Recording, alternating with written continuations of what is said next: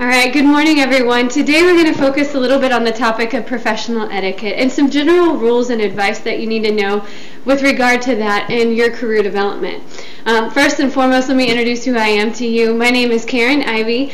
I currently have been working at the Career Center here at UTSA for about 5.5 years and now in the role of an Assistant Director of Student Services. We're eager to provide services regarding career development to freshmen just as they first start, all the way through our alumni.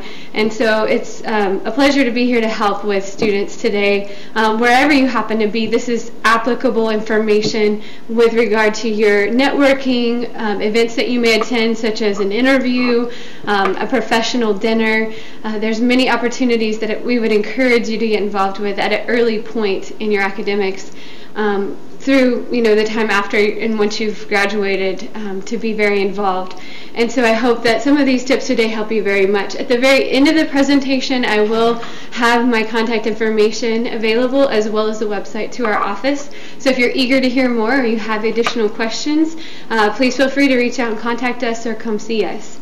We'll go ahead and get started. Some of the information today has been adapted from several other resources.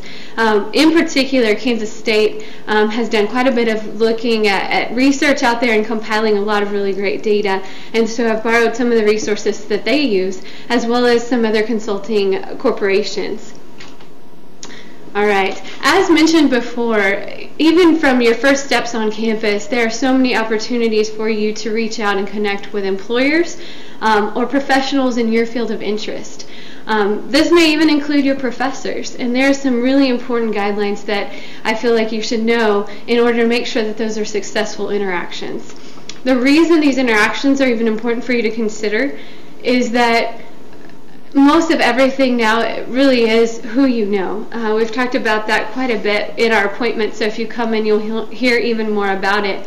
But what we see with so many students is no matter what your next step is, whether it be a corporate position, a position with a nonprofit agency, a job with the federal government, another graduate program, a medical school program, whatever you feel like your next step should be in your career development, many times it's really going to matter what type of impression you've made before you even get to an interview process or anything like that.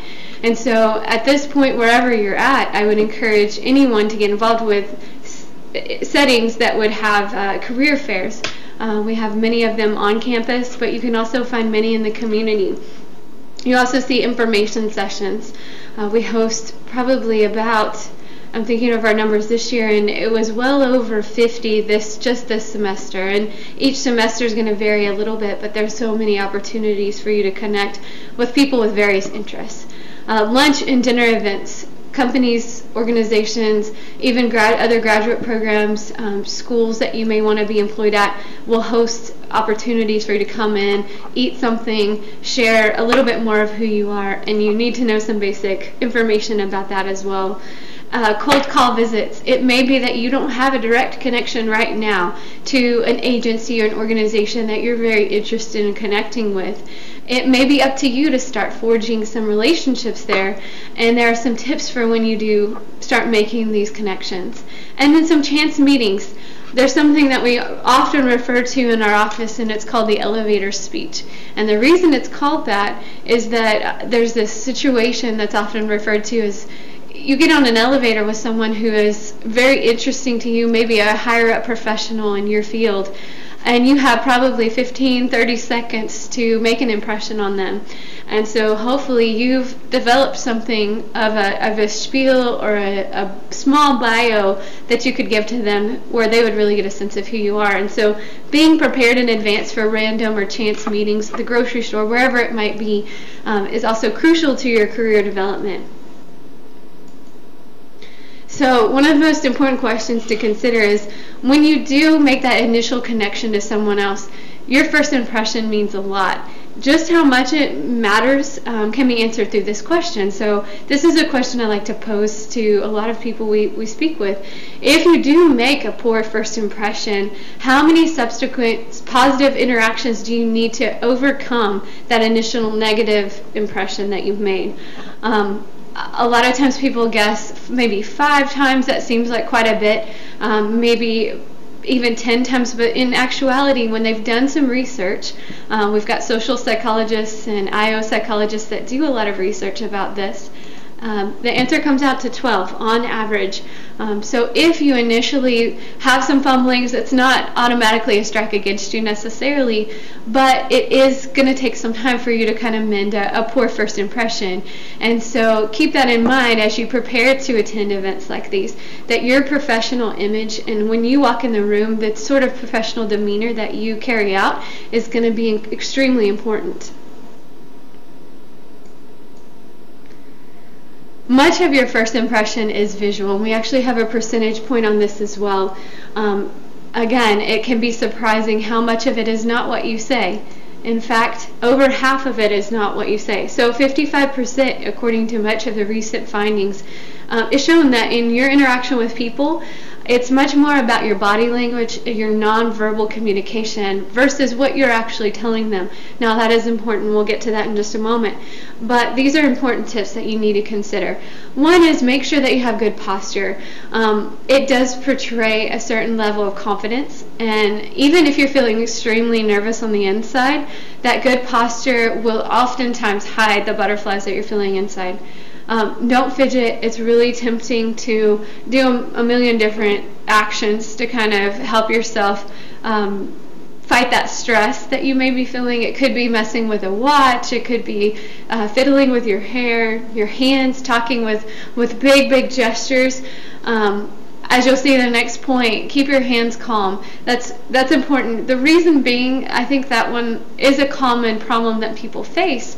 And when you start gesturing outside of the small window that's kind of commonly accepted, it does become distracting from what you're actually trying to say. And so the content of your message is less noticed as your hand signs and what you're doing with your hands. Make sure you do honor other person's space.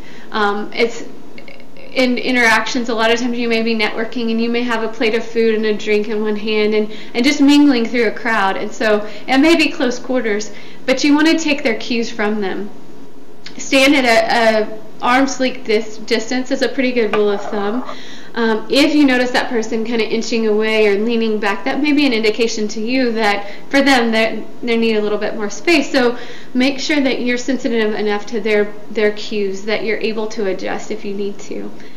Also, make sure that other nervous habits are attended to.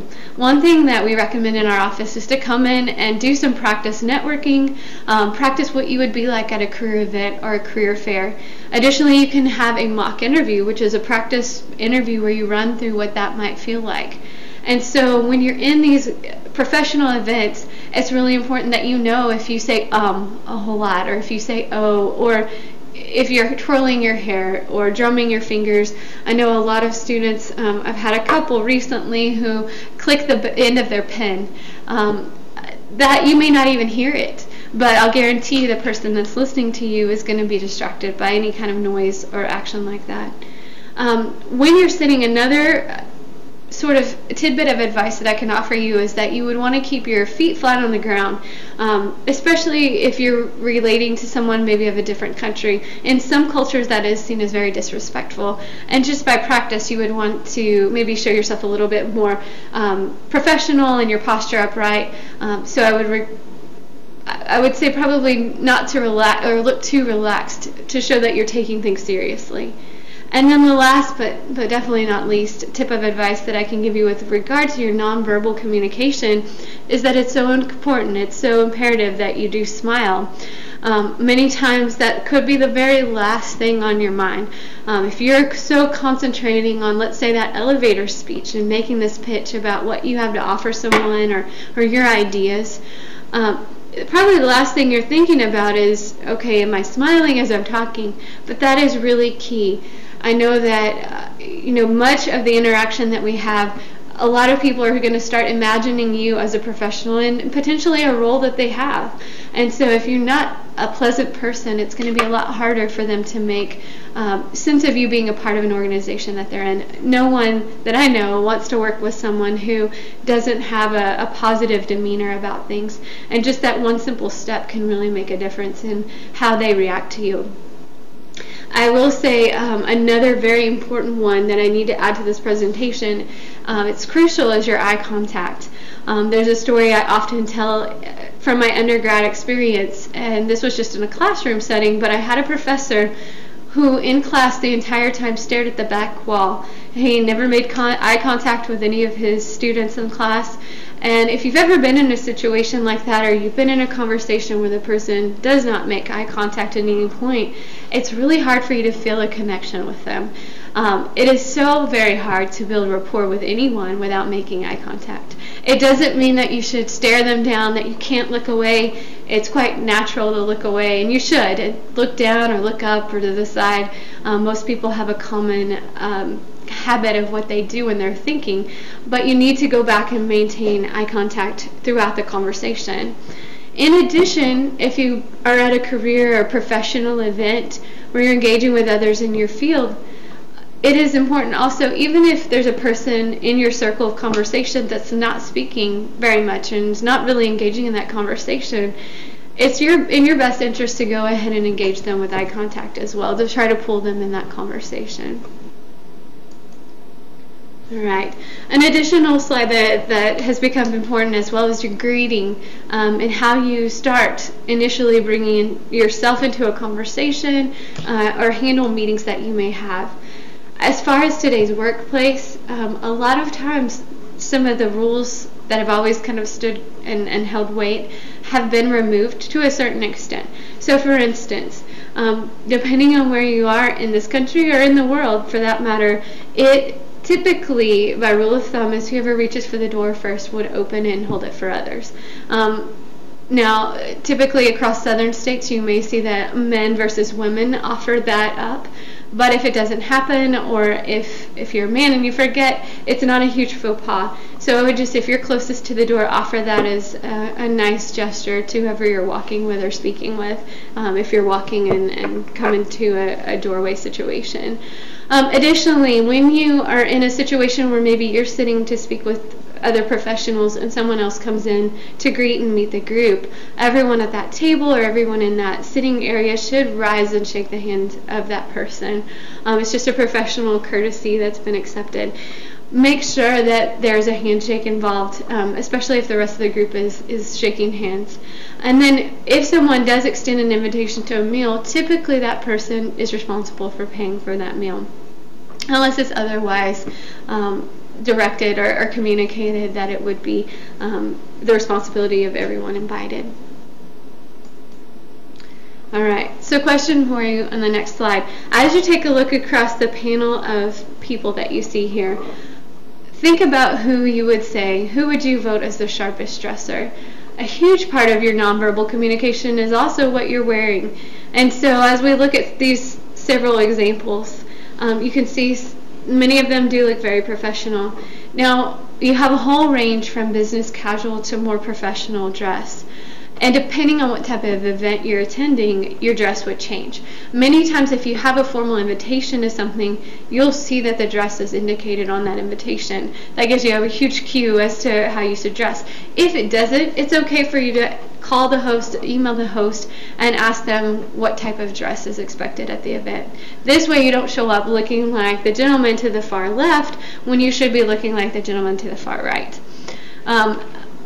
For example, if you're going to many times organizations that have a culture that's much more relaxed, particularly in the IT industry, you may see this at board meetings, even at company functions where the dress is very casual. And so I would recommend a look that either is the first or the third gentleman in this lineup.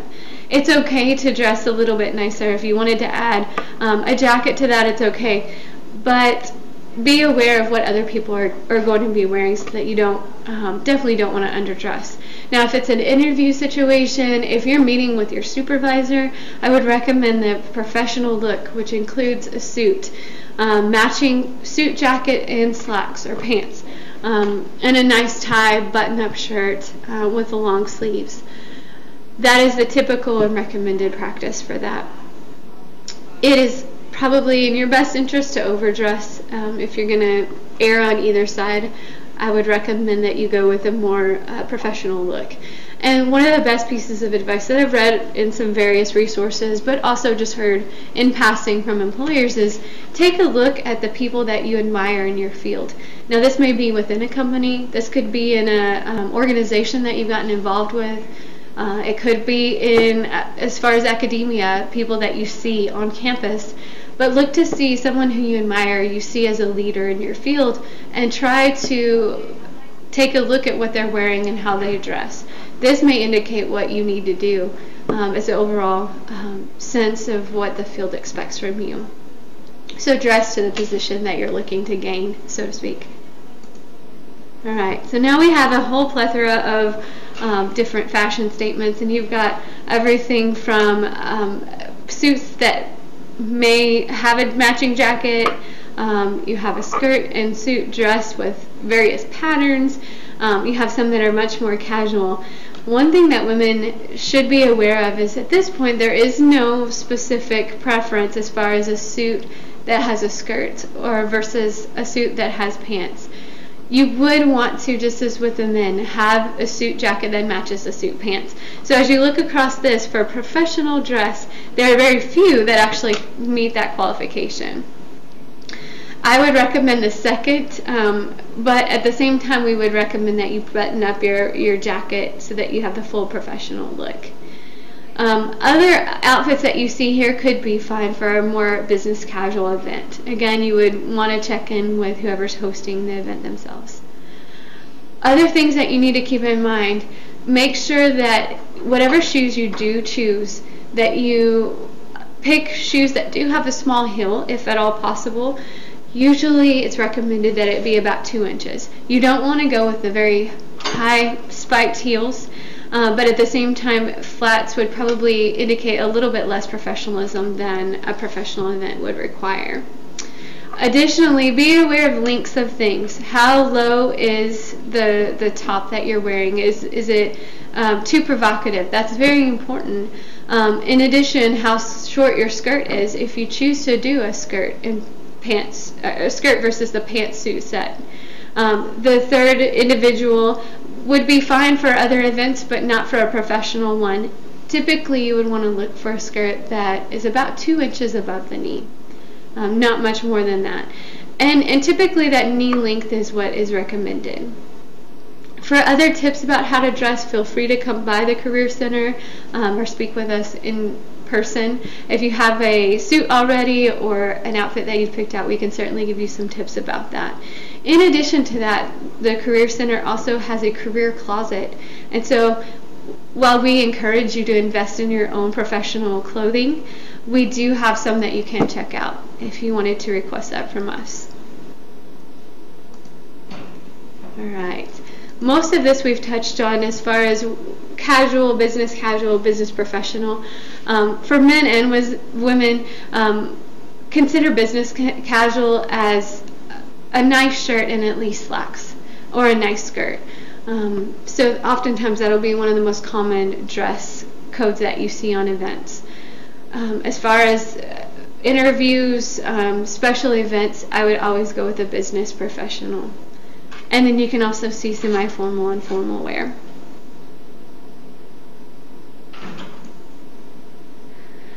Additional tips for men as far as dress. Ties should reach your belt buckle. As you can see, wearing the long sleeve shirt is important with the suit. Don't try to get away with a short sleeve. It is one of those things that actually is different for men versus women. Women, you can actually get away with a short sleeve shirt underneath your suit jacket. But for men, with your professional dress, you do need the long sleeve shirt underneath.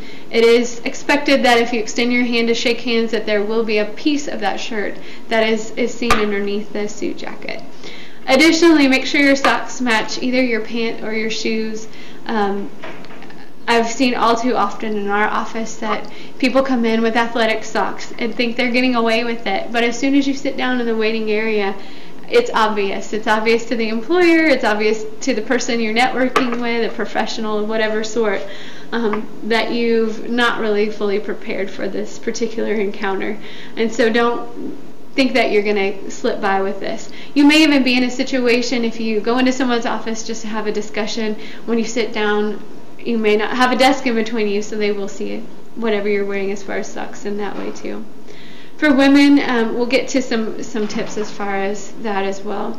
Button suit, you would want to make sure you have a sport coat that is buttoned up while you're standing. Now, when you do sit down, it's okay for you to unbutton a few buttons. You can see some of the advice there regarding either a 2-button or 3-button coat, so it would vary depending on how many you have. And then some tips for women. One of the major faux pas that we've seen is overuse of fragrances of any kind. We've actually had a situation in our office previous to when I came, so it's been quite a while, where we had someone who was wearing such a strong fragrance that it did impact the person interviewing them. So if it happens to be an interview situation, they are in a small enclosed space, that's a great way to distract them from the actual conversation that you're having. So make sure you're sparing when you do wear fragrance of any kind. Makeup and jewelry should also be kept conservative use. Men, if you're wearing ties, I'm sorry. I think I have a problem with this bullet point. Make sure, women, if you're wearing a suit with a skirt, you should be wearing hose with that. That is practice. So if you're against wearing hose, then I would recommend you wear the pants set.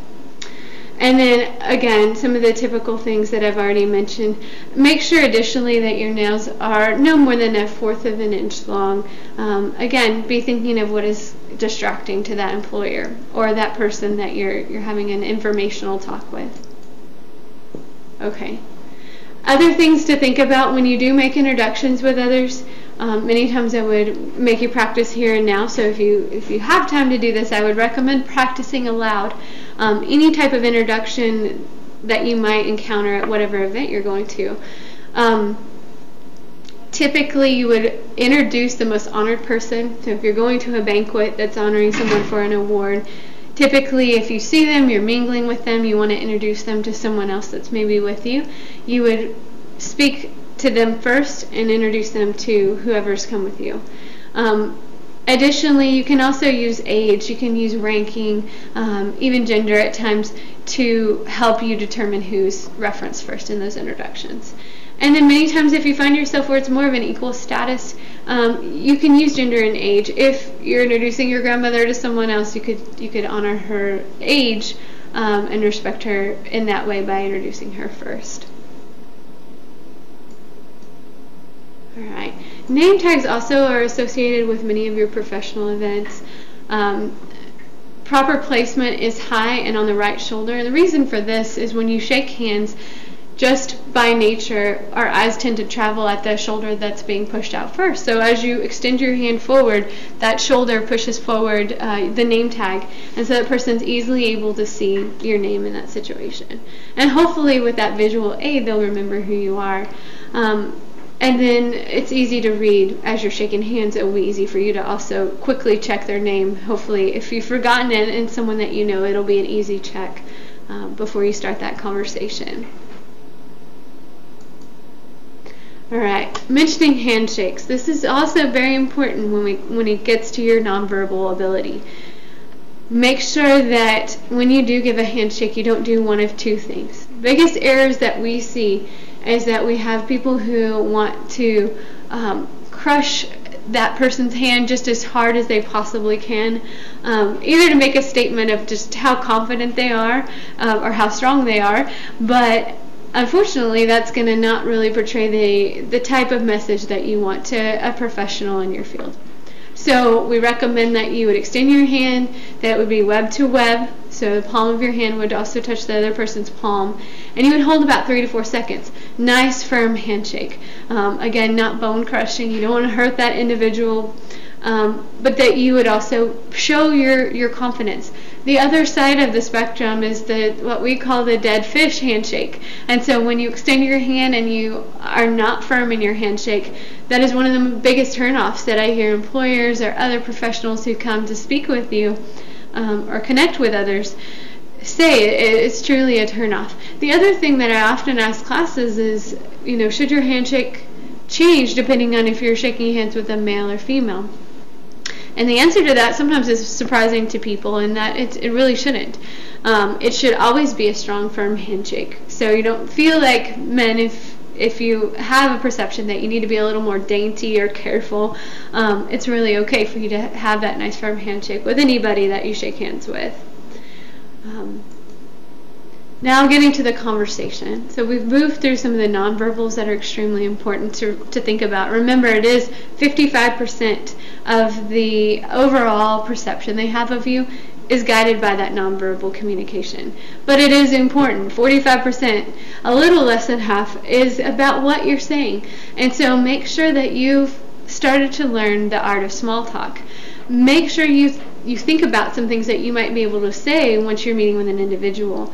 You want to approach with that smile, eye contact, open up your conversation with maybe something you know about that person, something you know about the organization that they represent. Have an open-ended question that can start or kick off a conversation where they're able to explain much of who they are, what they're doing currently, maybe projects they're involved with. And this works for almost anyone that you talk with. It could be your professor, it could be your chairman, it could be someone in the business community that you've gotten to meet. Just don't begin with a big lecture about yourself. In fact, I would recommend that you wait for them to ask you a couple of questions to then go into more of your purpose, possibly in being at that event or connecting with that particular field or industry. And make sure that you do turn some of the spotlight on them. It's not good practice for you to hog the limelight, so to speak. You will want to try to build rapport by learning much about them. In fact, some of the master networkers that I know have a great professional technique in that they try to get to know not only the business side of that person, but if they're willing to talk about some of their personal interests, trying to remember that information once you walk away is another incredibly helpful thing for you to do. I know some people, even someone in our office that I would call a master networker, does use a technique where if they get a business card, as soon as they walk away, they're taking a couple little notes once they're out of sight. Just to remind themselves of some of the topics that they talk about. And when the event's over, the interview's over, whatever's happening has been completed, they follow up with an email. Maybe they've talked about something as nonchalant as the Spurs, and they go back and say, hey, did you happen to see that the Spurs are hosting some sort of event for their patrons or something like that in the next week or so, to reconnect about what the topics were. It could also be, obviously, your professional interest, and that's what you really want to focus that conversation on, but don't feel that it's unacceptable to also speak to them about some of the other topics that you've talked about. And it's extremely important to be prepared. I've got a small cartoon for you here. This is what it can be like if you enter into a conversation or an event and you haven't done your preparation. So you've got a couple of painters here who have no paint. They've got everything else that they need but no paint. And the most essential, one of the most essential things that they needed, obviously, to complete whatever project they're working on. The ways that you can be prepared are pretty specific. If you know that you're going to have an opportunity to talk with someone in advance, then I would recommend that you do all the research that you can possibly do online. It may be looking at a faculty member's profile, their curriculum vitae they have posted. It may be looking at someone in the community who is a leader, looking to see what news that they've made, what positive press has been written about them. It may be you just know you're going to meet somebody that's a part of an organization. You could do those same searches possibly on Google or with the local newspaper to see what is happening in that particular field, but also within that particular organization. When you start your conversation with that particular information, it goes a different route. You know, I hear employers talk often, and many times after our networking events that we do host on campus, they often remark that they have two different conversations with students. One is if the student or if the alumni approaches them and says, tell me about yourself, what is your organization like? Some open-ended questions like that, where it's obvious that person hasn't done very much research. It's a very short, kind of quick, to the point spiel that they have ready to go to answer that question, and really kind of dismiss that person afterward. If you're truly interested in maintaining a good network contact, you do have to do that research. They have another talk that they're ready to give where they want to hear more about you. Obviously, you're invested enough to spend some time on them, and so that makes them much more willing to spend time on you. And they see that as an investment for them, because if you're willing to sacrifice some of your day, obviously you might be a good employee, you might be a good networking contact, you might be a good partner for them in something that you'd like to collaborate on. There's a topic that many conversations start with, and so there's a percentage that I'll give you here. 60% of conversations would not start if it was not for, and so be thinking in the next couple of seconds, what would this be? And I'll go ahead and click the slide for you. I've got a comic here as well. Oh, let me go back. So it's actually the weather.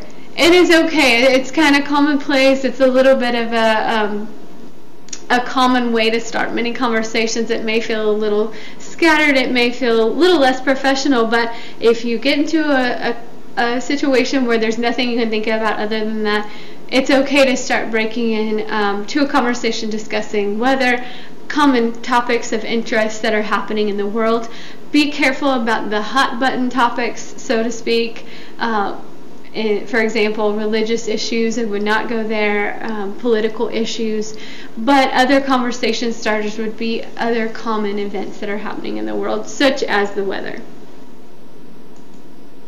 Alright, good conversationalists, professional conversationalists do the following things, or are the following things. One is they're polite. Be sure that you are listening well, that you give them a chance to speak like we talked about, that you do listen to what they have to say. Many times you'll have conversations with others, and I'm sure you can think of examples where you're talking and it's obvious that they haven't heard a thing that you've said. And so being a good listener is a huge part of that, being polite.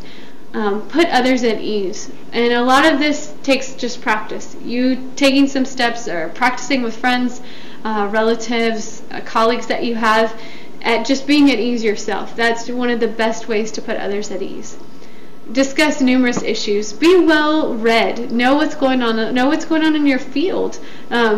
Not to even say the world, but at least know what's happening in your field of interest. So if you're studying accounting, know what's happening in the field of accounting. If you're studying something in biotechnology, know what's happening in that field. What's cutting edge? What policies are being talked about that could potentially affect the way things are shaped in that field? And then be prepared to ask some good questions. If you're in a situation where maybe it turns into an interview, a more formalized interview, or you go to an interview, it is crucial that when they ask you if you have any questions for them, or that opportunity arises, that you do ask that. That again shows a different level of investment that other people might have. People who are not very interested are not going to have questions, and professionals that you speak with know this. So be prepared for that. And then never interrupt. Additionally, as you're mingling, as you're talking with others, make sure that you are able to accept compliments. If it's a formal setting such as an interview, be sure you're able to speak to and market your strengths. That other person is going to expect that you're going to talk about your best skills, your best qualifications. If it's a less formal setting, be willing, if they've heard of something that you've done, or if you've talked about a project and they said, well, that sounds like a wonderful thing, what great work you've done, say thank you. It's okay for you to be confident about what you've done to impact the goals that you've had, to meet those goals. When you're mingling, it's good to learn how to engage in conversations that are already happening. And so good conversationalists will look for groups that appear open. If you have a really closed group that's kind of chatting about something that looks more intensive, it's probably not a good idea to try to break into that conversation. Look for people who are openly talking, maybe have sort of a semicircle that you could join in. And then if you do need to leave a conversation at any point, be sure that you excuse yourself before you go. You can even have an excuse here. If you need an excuse to get out of it, is you're going to go refill your drink. Or you need to take care of something for a moment. And so make sure that you have got some of those in your back pocket if you need them to get out of it. Alright. Other ways that you may connect with people. And to do this professionally, these are some tips that you would want to connect with. Telephone tips may be a huge part of your networking. And so make sure your tone and your voice clarity is very sharp, is clear, so that they don't have a hard time understanding what you're saying. Many times, especially those of us that have accents, maybe from the South or from other languages, other countries that have impacted the way we speak, make sure that you speak slowly. Make sure that even if you're seeing that that person you're speaking with has a hard time or is slow to respond, ask if they can hear you. It could even potentially be a connection problem that you have with your phones. So it's okay to address that, but make sure you're clear, slow, and your tone is strong. Additionally, with the telephone, if you're engaging in networking on the telephone, make sure you're also smiling. That is one nonverbal that does communicate through the tone of your voice. I don't know if anyone's ever noticed that before, but there's a different tone that comes across when you smile and talk at the same time. And so that's something you can try, but it has been researched actually and been proven. Make sure you do return any calls within 24 hours. I would recommend that you not chew gum, eat, or do anything that might be distracting while you're having a phone conversation. And then if you do call someone, make sure they know exactly who you are before you start into a conversation. When you do answer a call, I would recommend too that you have a piece of paper, jot down notes. Make sure that you can go back and speak with this person again should you need to. Alright, moving to the next topic of interest. Many times you will see that there's food involved in some of these opportunities to connect with professionals. Napkin use, we'll quickly go across some of these. Make sure you do fold your napkin, put it in your lap before you start anything. And before you order, make sure that you're aware of what table settings belong to you. One of the things we tell students, and if this helps you remember, to your left will be your bread. In the middle and right in front of you should be where your meal sits. And then to the top right of your place setting, you'll usually have water or some type of drink. And so if we build an acronym out of that, it does spell BMW. If that helps you, bread, meal, water, as you read right to left at the table setting, let that help you. There have been too many times where professionals have maybe drunken the water of the person next to them because they didn't know whose was whose. And so don't find yourself in that sort of faux pas. As far as ordering, many times questions come up with regard to this. If you're sitting down to dinner with someone of importance, and maybe they've invited you, this makes it even more crucial to know that when you're ordering, you don't want to order the most expensive thing on the menu. At the same time, it's okay, and I would not recommend ordering just a small side salad.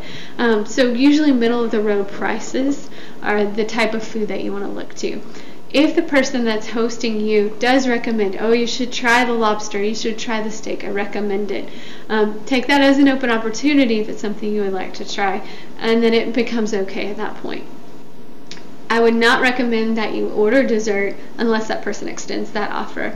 And then another tip, just in general, that's good to remember, if this is a professional setting, just avoid alcohol altogether. Too many bad things happen when alcohol is mixed with a professional networking opportunity. And so just decline it. If you're underage, which most of graduate students shouldn't be unless there's a very unique situation, obviously that would be a huge issue. So best tip, best advice is just to avoid it completely. The table setting we've discussed, make sure that as you look at the utensils, you do work from the outside in. So typically you would start off with a salad if it's a full meal type of situation, and the fork that you would use and the knife you would use would be on the far outside edges. As you get to the meal, the actual dinner with the plate that would come out next, you would use the next set of utensils, a fork and knife on either side.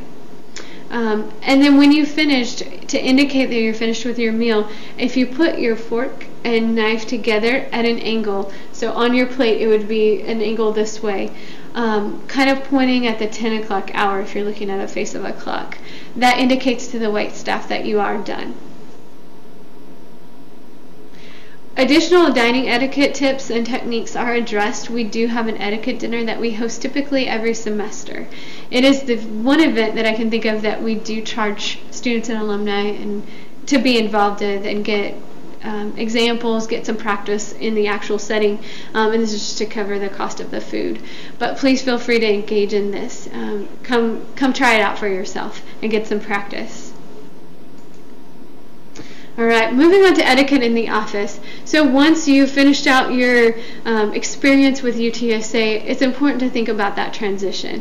Many of you may also be working while you're going to school or working part-time somewhere while you're going to school. So no matter what situation you're in, it's very crucial for you to know what office etiquette is. Between organizations, you'll have some different cultures. And again, I would encourage you to look at the leadership of that office to figure out some of the nuances of what is right and wrong according to that culture. When you first enter into an office, make sure that you are friendly to any staff member.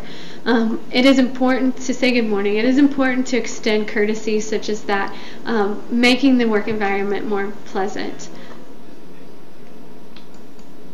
An additional tip is that when you do stop by someone's office, especially if you're getting to know various people that you're working with, make sure that you know who's the host. And so if you're a guest, they're the host, and they sort of lay out the rules. If they take a call, someone's calling in for them, if you can see that they're going to need to take that call, it's courtesy for you to say, I'll give you a break, I'll give you a few minutes and walk out, or maybe come back at a different time. But know that that is that person's space. And try to be very respectful of whatever that is. Alright? Additionally, if at all possible, schedule times to meet with people. It's okay if your culture allows for it to stop in. Many offices have an open door policy, but if you're trying to get to know maybe someone in senior management, it's not good practice just to show up and expect to be seen on the spot. Many times leadership people in those type of positions are not going to have that time to slip you in.